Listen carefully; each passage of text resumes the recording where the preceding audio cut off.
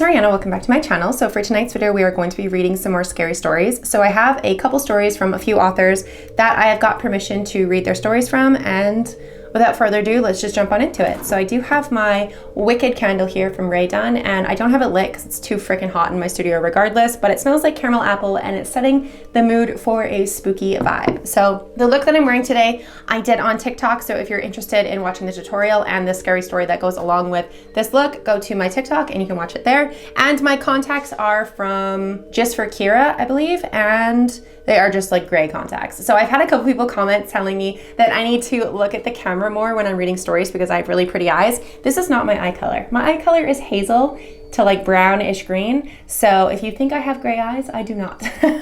So I'm just wearing my contacts and let's just jump on into it. So the first story is from Economy Special 6134.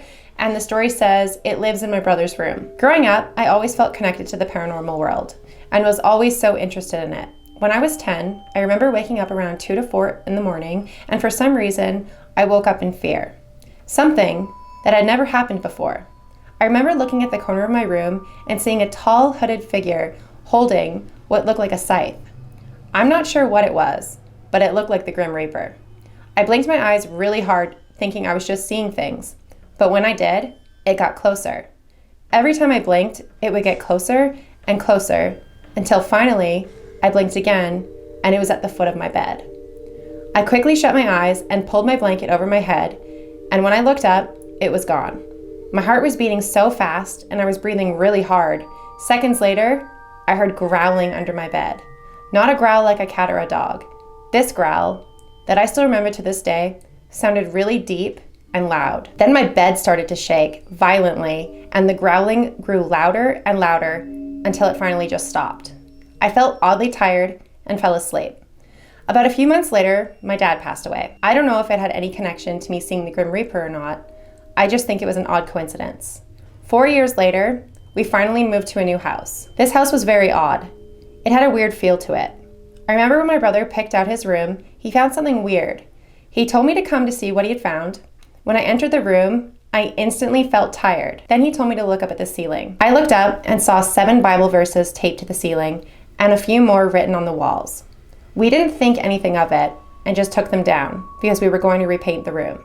2 years later is when everything started to get really bad. My brother had gone to college and his room was unoccupied, so I decided to move in because it was bigger and he had a bigger bed.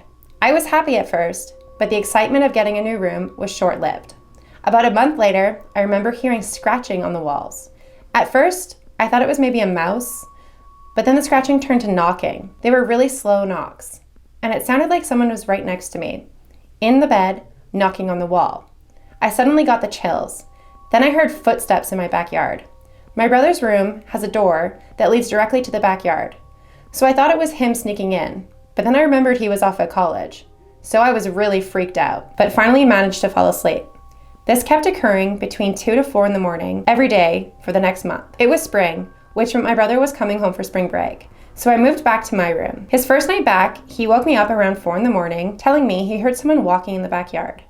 I didn't want to scare him and told him it was probably nothing and to just go back to sleep. Then he'd wake up every night around 2 to 4 saying there was something in his room making scratching noises. I told him again to just let it go.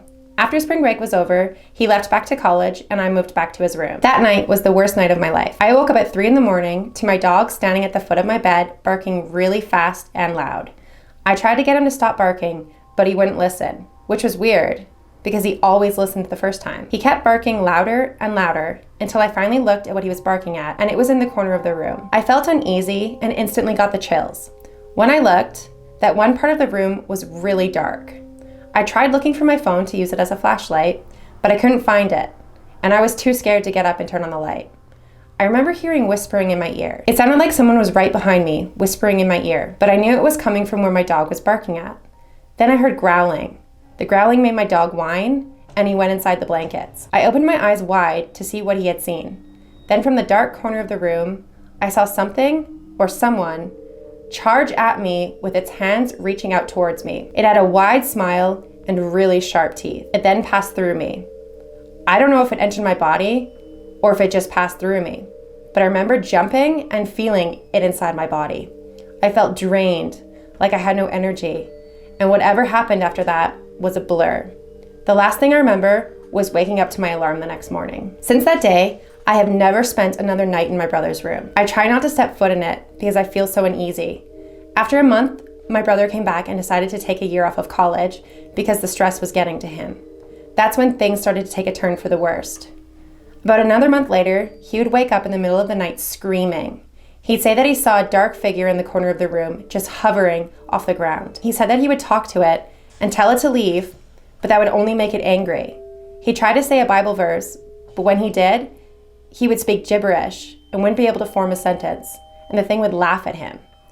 He said he would feel like he was being hit by some type of wave of energy every time he tried to read a Bible verse. He then asked it what it wanted, but the thing would go quiet and just stand there until my brother would finally fall asleep.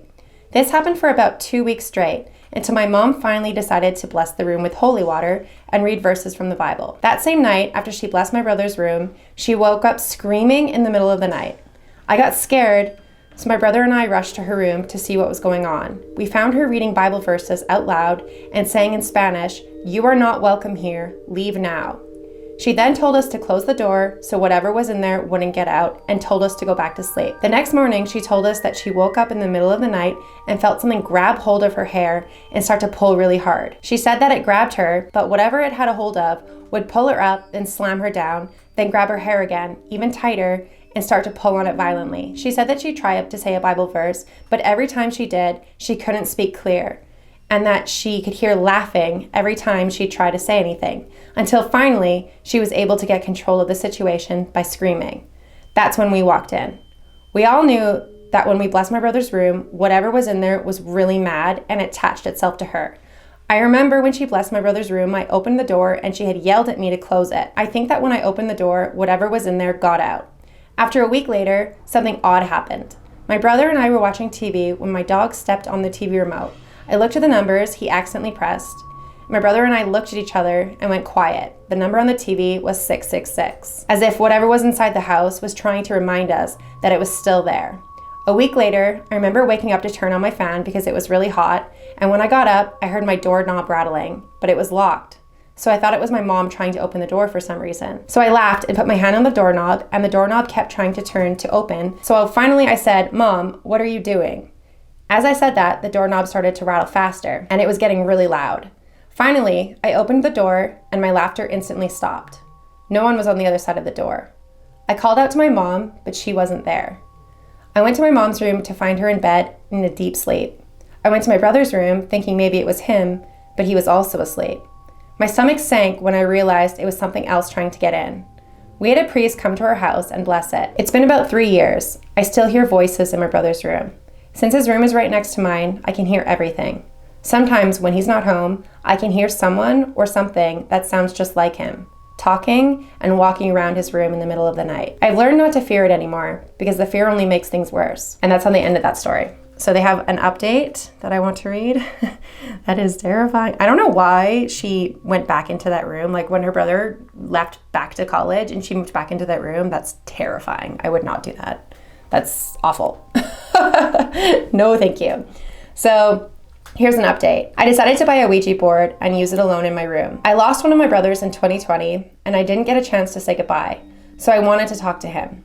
I set everything up. I lit 3 white candles, turned off all the lights, and set my intentions. People always say to never use the Ouija board alone, but curiosity got the better of me.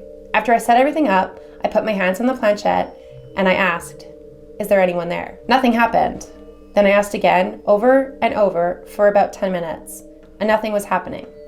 I began to think I was dumb for thinking it would work. As I said goodbye, the planchette moved to yes. I was stunned. My stomach sank. I didn't expect it to actually work. I sat there quietly, in complete shock, for about a minute, until I finally gathered the courage to ask, "Are you here?" The planchette slowly moved to yes. I was still in shock, but I asked, "Who are you?" The planchette moved to CARLOS. I was stunned. That was my brother's name, the person I was trying to contact. I asked, "Are you my brother?" And the planchette moved to yes. I started to tear up thinking it was actually my brother. Maybe it was, I still don't know, but this is where things get interesting. I asked, "Where are you?" And the planchette spelled cold. I then asked, "Is it you who makes noises around the house?" Are you the one who walks around at night? The planchette spelled yes. I was sobbing at this point. I then asked, are you here because you don't want to leave us? Again, the planchette moved to yes. I sobbed for about a minute straight until I said, you don't have to stay, we're okay, we love you, we miss you. We think about you every day, but you need to rest now. The planchette didn't move. I then asked, is there a light? Do you see a light? The planchette moved to yes. I don't know how crossing spirits over to the other side works, but I said, go towards the light, go be at peace. We're going to be okay. We will always love you, and we will see each other again. The planchette had been still for about 5 minutes now. I was moving the planchette to goodbye, thinking my brother was at peace now, when the planchette slowly moved again. It spelled out, hello.